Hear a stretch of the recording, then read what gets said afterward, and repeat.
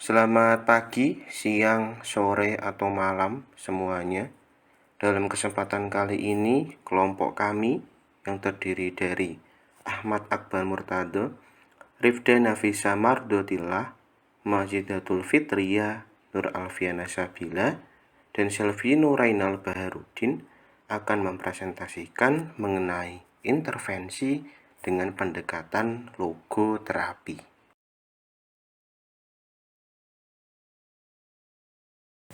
Baik, saya akan menjelaskan pengertian logoterapi.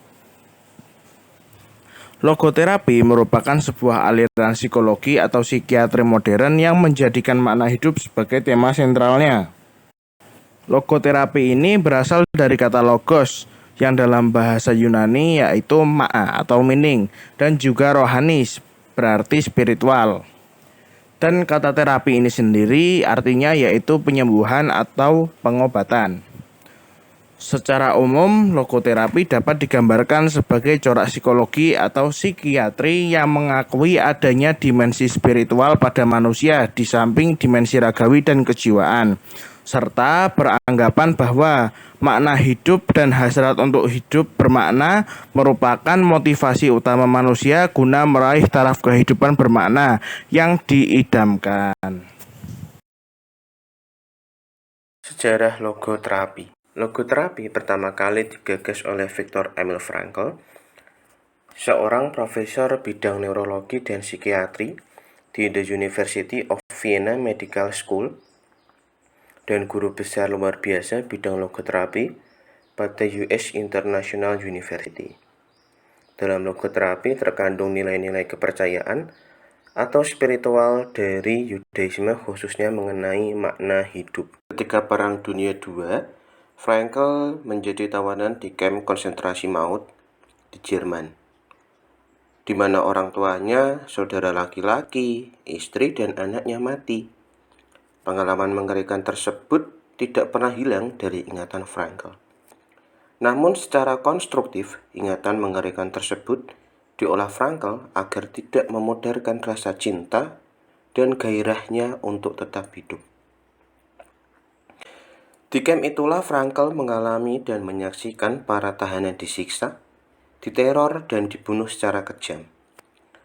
Frankl berusaha membantu meringankan penderitaan sesama tahanan dengan cara membesarkan hati mereka yang putus asa dan membantu menunjukkan hikmah dari arti hidup, walaupun dalam keadaan menderita. Frankl memandang bahwa tahanan yang tetap menunjukkan sikap tabah dan mampu bertahan itu adalah mereka yang berhasil mengembangkan harapan dan kebebasan dalam diri mereka.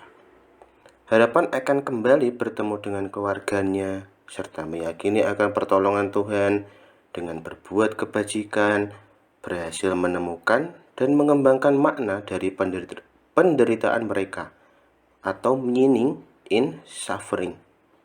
Dari situlah Frankl banyak belajar tentang makna hidup, dan lebih spesifiknya adalah makna penderitaan.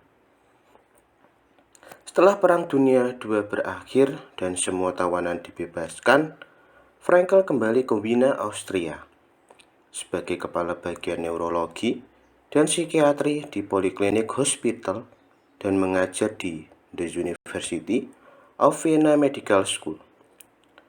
Selanjutnya, Frankl menyebarluaskan pandangan tentang logoterapi melalui artikel, buku, dan ceramah.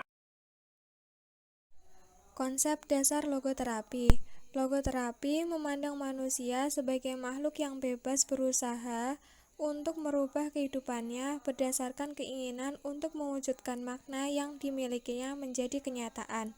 Makna hidup merupakan hal-hal yang dianggap sangat penting dan memiliki nilai khusus bagi seseorang.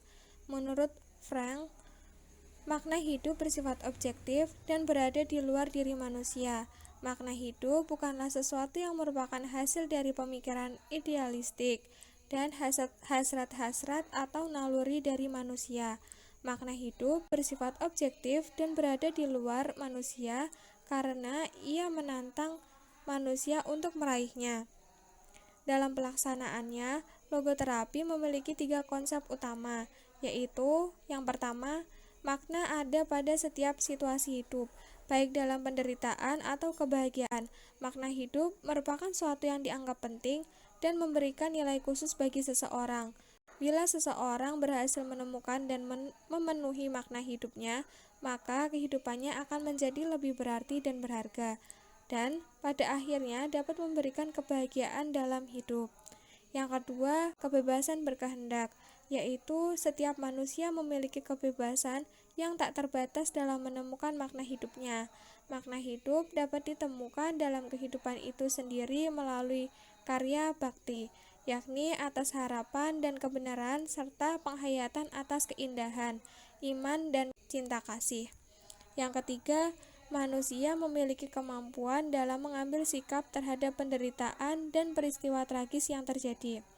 Apabila keadaan tragis tersebut tidak dapat diubah, alangkah baiknya manusia mengambil sikap yang tepat agar tidak terhanyut dalam menghadapi keadaan tersebut. Tahap dalam intervensi dengan logoterapi. Ada 4 tahap utama di dalam proses logoterapi menurut Tommy 2014, diantaranya adalah yang pertama, mengambil jarak terhadap gejala atau distance from symptom, yaitu membantu menyadarkan penderita bahwa gejala tidak sama atau identik dengan dirinya, tetapi merupakan suatu kondisi yang dapat dikendalikan oleh penderita. Yang kedua, ada modifikasi sikap atau modification of attitude, yaitu membantu penderita mendapatkan pandangan baru terhadap dirinya sendiri serta kondisi yang dialaminya, sehingga penderita dapat menentukan sikap baru dalam menentukan arah dan tujuan hidupnya. Yang ketiga, ada pengurangan gejala atau reducing symptoms, yaitu upaya menerapkan teknik-teknik logoterapi dalam menghilangkan gejala secara keseluruhan atau sekurang-kurangnya mengurangi dan mengendalikan gejala yang dirasakan penderita. Perubahan pada sikap selanjutnya memberikan umpan balik positif yang membantu seseorang untuk lebih terbuka dan menemukan makna baru pada situasi.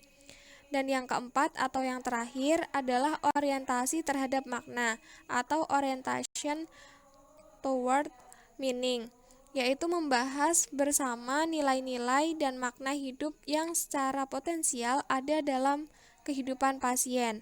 Terapis dalam hal ini berperan untuk membantu pasien memperdalam, memperluas nilai-nilai yang dimiliki pasien dan menjabarkan menjadi tujuan yang konkret dalam kehidupan pasien.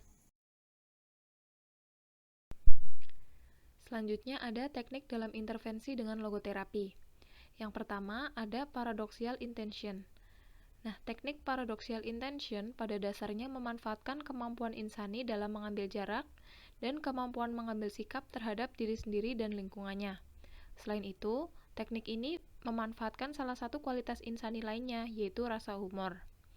Nah, dalam menerapkan teknik ini, penderita dibantu untuk menyadari pola keluhannya, kemudian mengambil jarak pada keluhan, dan menanggapi sendiri secara humoristis.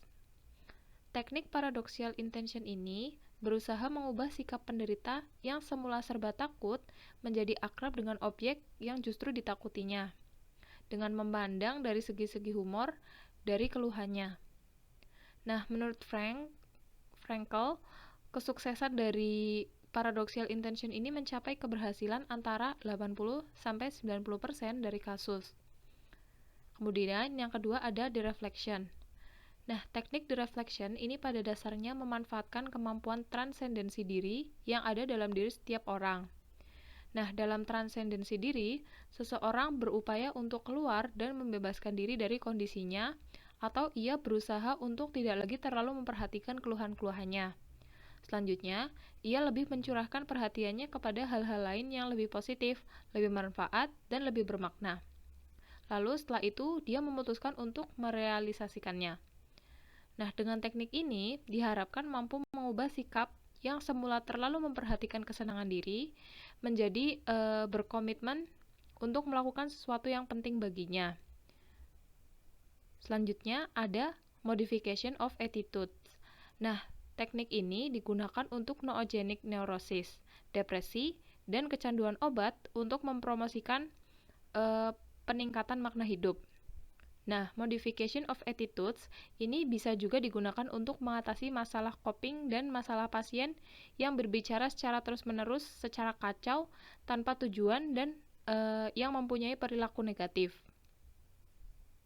Nah, dalam kehidupan sering ditemukan berbagai pengalaman tragis yang tidak dapat dihindari lagi. Sekalipun upaya-upaya penanggulangannya telah dilakukan secara maksimal, namun tetap juga tidak berhasil. Nah, untuk logoterapi ini mengarahkan penderita untuk berusaha mengembangkan sikap yang tepat dan positif terhadap kondisi tragis tersebut. Yang keempat ada appealing technique. Nah, appealing technique merupakan suatu teknik yang menggunakan gabungan antara paradoxical intention dan direfleksi, yang didasarkan pada kekuatan sugesti terapis untuk menuntun pasien menemukan makna hidupnya.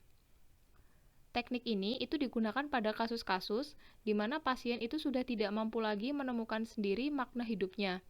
Seperti misal pada pasien yang terlalu muda atau juga yang usianya terlalu tua. Nah, metode terapi ini membantu penderita neurosis noogenik di mana mereka mengalami kehampaan hidup. Nah, untuk menemukan makna hidupnya, agar mereka mampu menetapkan tujuan secara jelas. Nah, makna hidup ini harus mereka temukan sendiri dan tidak dapat ditentukan oleh siapapun, termasuk juga oleh logoterapi. Nah, sebenarnya fungsi logoterapi itu hanya sekedar membantu atau membuka cakrawala pandangan penderita terhadap berbagai nilai sebagai sumber makna hidup, yaitu berupa nilai kreatif, nilai penghayatan, dan nilai sikap. Nah, di samping itu, logoterapi juga menyadarkan mereka terhadap tanggung jawab pribadi untuk keluar dari kondisi kehampaan hidup. Dalam proses penemuan makna hidup, ini baik konselor atau terapis ini lebih berperan sebagai rekan yang turut berperan serta. Yang kelima, ada Socratic Dialog. Nah, Socratic Dialog adalah suatu bentuk percakapan antara terapis dan klien, di mana terapis ini menggunakan pertanyaan ataupun kalimat-kalimat pertanyaan kepada klien yang berusaha untuk membantu agar klien itu dapat menemukan sendiri jawaban terhadap permasalahan hidupnya. Nah, Socratic Dialog ini, terapis harus mampu menjawab dan menemukan pikiran dari pasiennya walaupun kondisi pasien ini sebenarnya tidak terarah dalam pembicaraannya, sehingga nantinya ini dapat ditemukan arti dan makna hidupnya. Nah, dalam Socratic Dialog, terapis memberikan pertanyaan-pertanyaan sedemikian rupa sehingga klien menjadi sadar akan impian-impian mereka yang terrepresi, harapan-harapan alam bawah sadar, dan hasrat yang terpendam. Nah, dua teknik yang paling utama dalam logoterapi ini adalah paradoxical intention dan derefleksi. Nah, dalam paradoxical intention dan derefleksi itu juga dilaksanakan menggunakan teknik interview Socratic Dialog. Kemudian yang keenam ada family logoterapi. Nah, logoterapi ini untuk membantu keluarga klien menemukan arti dan peluang di dalam keluarga melalui Social Skills Training atau SST, Socratic Dialog, dan Existential Reflection. Nah, family logoterapi ini berarti memusatkan kepada terapi keluarga untuk membantu keluarga memfokuskan pada makna dan arti rintangan sebagai akibat dari anggota keluarga yang bermasalah menyadari tentang makna hidup anggota keluarga yang bermasalah.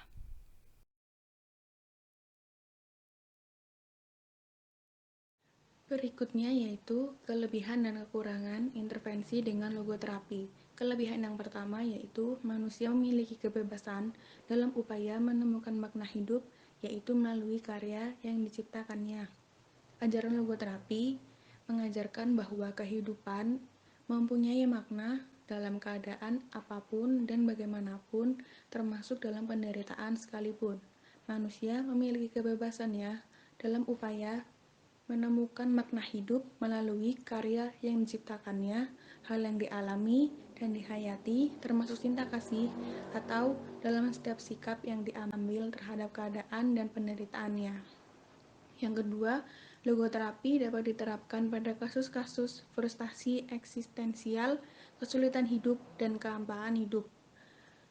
Pada logoterapi ini juga diterapkan pada kasus-kasus tersebut dengan tujuan yaitu membantu kita untuk menyadari adanya daya spiritual yang terdapat pada setiap orang agar terungkap nyata karena semula biasanya ditekan, terhambat, dan diingkari.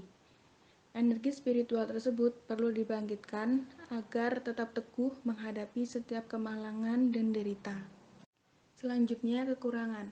Kekurangan yang pertama, klien yang tidak dapat menunjukkan makna hidupnya sehingga timbul kebosanan. Ada beberapa klien yang tidak dapat menunjukkan makna hidupnya sehingga timbul suatu kebosanan. Kebosanan ini merupakan ketidakmampuan seseorang untuk membangkitkan minat apatis, perasaan tanpa makna, hampa, gersang, merasa kehilangan tujuan hidup, dan meragukan kehidupannya, sehingga menyulitkan konselor untuk melakukan terapi pada klien tersebut. Yang kedua, logoterapi dapat menyulitkan untuk menguji reliabilitas dan validitasnya dengan riset empiris, karena fakta bahwa nyaris tidak mungkin untuk mengukur sejumlah persepsi abstrak, misalnya isolasi eksistensial, kehendak tentang eksistensi, dan ketakutan atas kematian. Menurut Tommy 2014, pasien yang tidak terbiasa untuk menggunakan pemikiran abstrak dapat mengalami lebih banyak kesulitan untuk mengapresiasi dan mengasimilasi ideal filosofis yang dibutuhkan untuk progresi ke arah kesejahteraan. Contoh penerapan intervensi dengan logoterapi. A adalah seorang wanita berusia 17 tahun. Ia mempunyai suatu fobia dengan seekor ulat. Awal mula fobianya ketika ia berusia 7 tahun. A duduk di bawah pohon rindang dan saat itu pula ulat yang berada di pohon tersebut jatuh tepat di atas tangannya. Ia yang kaget langsung berlari menghampiri ibunya sambil menangis ketakutan. Sejak saat itu, A tidak berani lagi dengan seekor ulat atau sekedar duduk-duduk santai di bawah pohon.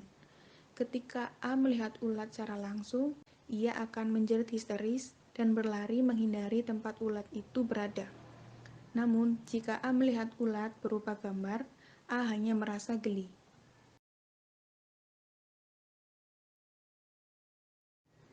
Intervensi pada kasus tersebut yaitu paradoxical intention cocok untuk mengobati jangka pendek pasien fobia atau ketakutan irasional. Pada teknik ini, konselor bertugas untuk mengubah sikap. Sikap A yang dari tadinya takut menjadi akrab pada hal yang A takuti atau cemaskan.